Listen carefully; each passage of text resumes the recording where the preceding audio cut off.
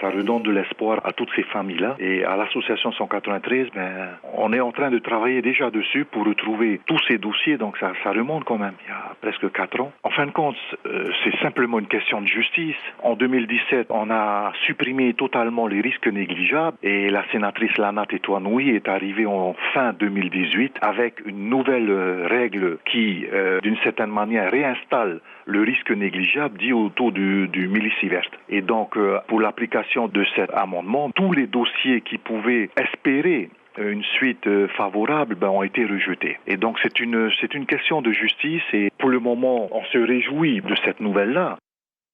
Et justement, la délégation de l'Institut national du cancer achève sa mission en Polynésie.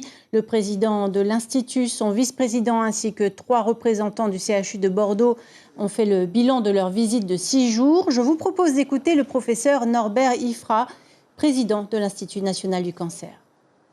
Il faut qu'on arrive à apprendre aux Polynésiens à vivre et à accepter à la fois les médecines traditionnelles auxquelles ils tiennent beaucoup et des médecines plus classiques qui elles aussi ont fait leurs preuves et qui ne sont pas forcément en opposition les unes avec les autres, qui sont rarement en opposition, mais il faut absolument qu'ils apprennent à ne pas attendre l'échec de la médecine traditionnelle pour se tourner vers les médecines classiques.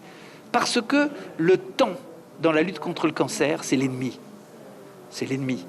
Et donc, voilà des pistes sur lesquelles nous pouvons travailler. Alors, évidemment, vous voyez bien que la prévention va là-dedans, que je n'ai pas besoin de vous dire que le tabagisme en Polynésie est un facteur de risque qui est encore plus important qu'ailleurs en France. L'information en continu sur Polynésie la première, Internet et réseaux sociaux.